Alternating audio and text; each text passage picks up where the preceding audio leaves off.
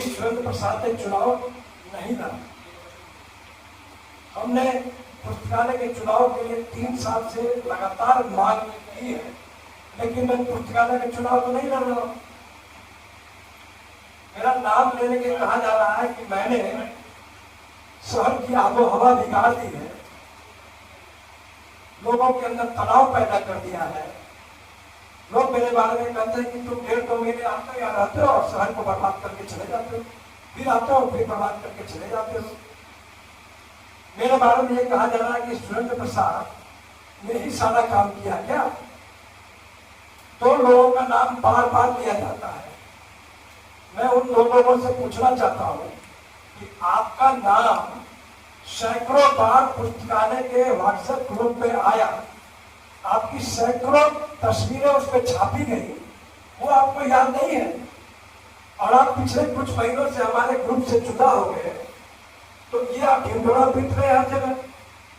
मैं आपसे पूछता हूं, आपको उस ग्रुप के एक सज्जन को किसी भी हाल में चुनाव नहीं चाहिए था। वो कहता है कि शहर के लोग घटिया है, इस शहर के लोगों ने नगर पंचायत के चुनाव में हमको छुरा वोट दिया, अपने लोगों ने हमको वोट नहीं दिया, मैं इस शहर में कहीं चुनाव नहीं लड़ूंगा। तब आज वो चुनाव लड़ा।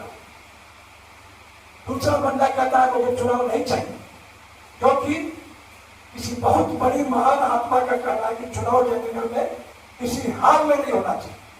तब तुम्हें किसी हाल में चुनाव नहीं चाहिए तुम दोनों को, और मुझे हर हाल में चुनाव चाहिए, जनगण की जनता को बदलाव चाहिए, तो तुम मेरे साथ कैसे रह सकते हो? अरे भाई, छोटा सा शहर है, 1 चैम्बर ऑफ कॉमर्स होना चाहिए था। 15 साल 20 साल चुनाव नहीं हुआ, चुनाव में कोई खड़ा होना चाहता था तो खड़ा नहीं होने दिया जाता था। इस कारण जनगण एक समय 4 चैम्बर ऑफ कॉमर्स बनी है। यहाँ की सारी संस्थाओं में कुछ लोगों ने कब्जा जमा करके रखा है, और किसी भी युवक को, किसी भी प्रतिभाशाली, किसी भी सक्षम व्यक्ति को जो उस फील्ड का जानकार है, उसको आने नहीं देना चाहता। मैं उन दोनों युवाओं से पूछना चाहता हूँ, उन दोनों युवाओं के जो बहुत बड़े परिवर्तन समर्थक नजर आ रहे हैं, उनसे पूछना चाहता हूँ, मैं जयनगर शहर को बताना चाहता हूँ कि इन दोनों युवाओं ने हमारे काम में बहुत अड़चन लगाया। इन दोनों युवाओं ने मुझे बराबर कहा, क्यों आप आजीवन सदस्य बनाते हो, बंद करो, क्योंकि वो उनको ये डर लगा रहता था कि जब चुनाव होगा तो सारा वोट सुरेंद्र प्रसाद ले जाएगा। लेकिन इन नादान बच्चों को ये नहीं मालूम था कि मैं पुस्तकालय के विकास के संसाधन जुटा रहा था, न कि अपने चुनाव की पृष्ठभूमि बना रहा था। इन दोनों नादान बच्चों ने मुझे बार बार कहा कि पुस्तकालय का विकास हम रोक दीजिए, कान में तेल डालकर बैठ जाएंगे।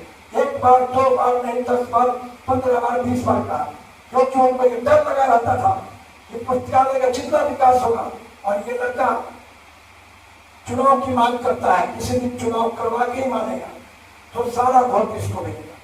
अरे मूर्खों, क्या मैं चुनाव में खड़ा हो रहा हूं? इन दोनों बच्चों को बड़ा बुरा लगता था कि सुरेंद्र प्रसाद जयनगर शहर के जो बच्चे देश में विदेश में रहते हैं, उससे पैसे क्यों जमा कर रहा है, उनको ऑनलाइन वोटिंग अधिकार क्यों दे रहा है? क्योंकि उनको ये डर बराबर सताता रहता था, और उनके जो बड़े समर्थक हैं उनको ये डर समझता था कि अगर चुनाव होगा ये सारे बच्चे बाहर वाले सुरेंद्र प्रसाद को वोट देंगे। मीडिया मत हो, जयनगर के लोगों, क्या मैं चुनाव लड़ाऊं? क्या मैं चुनाव लड़ाऊं? ये बच्चे चुनाव लड़ रहे हैं ना, इन बच्चों में कौन बच्चा बैठा हुआ मेरे बगल में? ये बीटेक गोल्ड मेडलिस्ट है, भारत में सबसे कठिन परीक्षा होती है, IIT की, IIM की, IS की। इस तरह के इंटरनेशनल मैनेजमेंट का कॉम्पिटिशन पास किया है। इसने देश की बड़ी बड़ी कंपनियों में 9 साल तक काम किया है, अशोक लेलैंड में, रिलायंस में कंट्री हेड के रूप में काम किया है। इसकी एक लड़का, इसका भाई अभी जब मुझे कहा मेरा बॉस करके मेरे 8 लाख आ गया। अंकल, आप पहली बार ऐसे इंसान है, लोग मुझसे पूछ रहे हैं कि आओ समाज के लिए कुछ करते हैं। आज तक किसी ने समाज का नहीं पूछा। इस लड़के की हैसियत मालूम आपको, इसकी हैसियत मालूम आपको? देखा होगा आपने, अभी देखा, सबको सुना ना, कहा था क्यों दबाव आता है जयनगर में? ये जयनगर के महंत लोगों को क्यों आगे आने देना चाहते हैं किसी भी संस्था में? मैं बहुत कुछ बोल सकता हूँ, बहुत कुछ। मैं लिखता भी रहा हूँ बहुत ज्यादा, और मेरे मन में बहुत कुछ है। इन दोनों नादान बच्चों को मैंने बड़ा लंबा पत्र लिखा था कि तुम में क्या क्या कमी है, लेकिन आज ये मुझे बदनाम कर रहे हैं और ये बड़ा बड़ा सेठ साहूकार लोग इनको सपोर्ट कर रहा है और मुझे धमकी देता है कि मैं 100 आदमी खड़ा हो जाऊँ तो 24 आदमी में चुनाव में खड़ा होकर जिता दूंगा, और तुम आते होटल में 2 महीना में शहर का माहौल बिगाड़ के चले जाते हो। ये अहंकार जाति का, धन का, पद का बहुत बुरा है, बहुत बुरा है। हो सकता है इनके पतन की शुरुआत हो जाए। ठीक है, आज मीडिया में तो हमारे हर बच्चों को तोड़ा जा रहा है।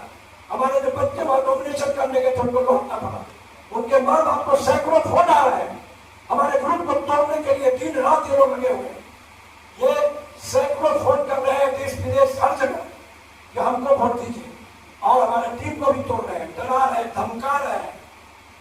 मीडिया में तो ये गलत बात है, और मैं तो इन लोगों का पैर पकड़ के धो के पीना चाहता हूँ।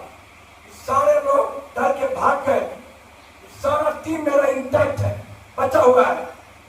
नगर वासियों, मीडिया के बंधुओं, इन युवकों को, युवतियों को आप सपोर्ट कीजिए।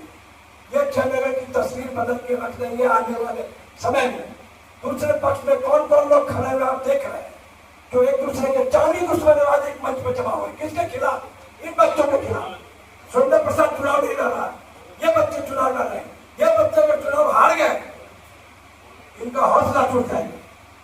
ये साल इनके साथ पाप करेगा, अत्याचार करेगा, अन्याय करेगा, फिर ये लड़के आगे नहीं आएंगे। लेकिन हाँ, एक बात और, अगर ये बच्चे हारे, बाबू आने वाले सारे चुनाव में इनकी जीत होगी, देख लेना। मैं जानता हूँ कि सारी संस्थाओं पे इनका कब्जा होगा आने वाले समय। जयनगर की तस्वीर बदल देंगे। ये बनेंगे संजय झा, ये बनेंगे नीतीश मिश्रा, ये राजनगर झंझारपुर और मधुबनी के बजाय विकास की रफ्तार को जयनगर की ओर बढ़ेंगे। ऐसे ऐसे लड़के, अरे मुझे मालूम है कि क्या कैपेबिलिटी है। ये लड़के जब किसी MP MLA मंत्री के पास जाएंगे, ये पटना के मंत्रालय में जाएंगे, ये जब मंत्रियों को, MP को, MLA को बुलाएंगे अपने पुस्तकालय परिषद में, जयनगर में जो मांगेंगे मिलेगा। सुरेंद्र प्रसाद अकेला आदमी है जिसने मांगा, MLC ने भवन दिया, MLA ने भवन दिया, SDO साहब ने कितनी मदद की मैं बता नहीं सकता। इलेक्ट्रिसिटी डिपार्टमेंट में कितनी मदद की मैं क्या बताऊं, वाटर मैनेजमेंट में कितनी मदद की मैं क्या बताऊं, नमामि गंगे वाले ने कितनी मदद की मैं क्या बताऊं आपको। अकेला ये आदमी हर कुछ मांग के ले आता है। अरे ये लोग जब मांगेंगे ना, संजय झा, नीतीश मिश्रा भी फेल करें।